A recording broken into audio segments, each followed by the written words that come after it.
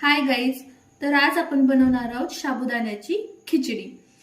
त्यासाठी लागणारी इतर सामग्री: हिरवी मिर्च, बटाटा, शेंगदाण्याचे कूट आणि शाबू। आता आपण याचे बारीक बारीक तुकडे करून घेऊ।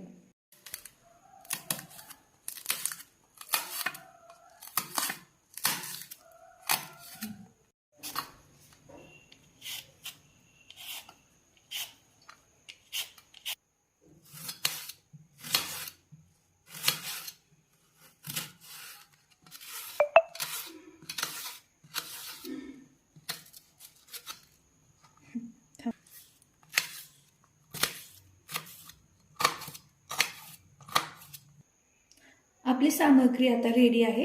चला आता आपण कढई गॅसवर ठेवू। आपली कढई तापलेली आहे। आता आपण त्यात तेल टाकू।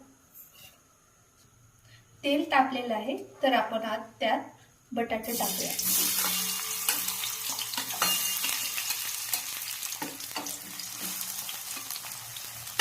बटाटा मस्त ब्राऊन कलर होईपर्यंत तळून घेऊ। बटाटा तळलेला आहे। आता त्यात आपण मिरची मिक्स करू।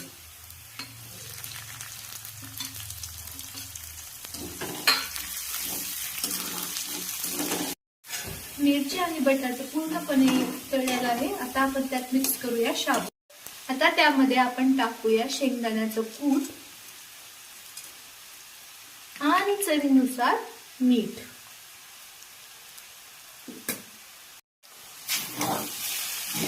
मस्त परतून घेऊ आता याला।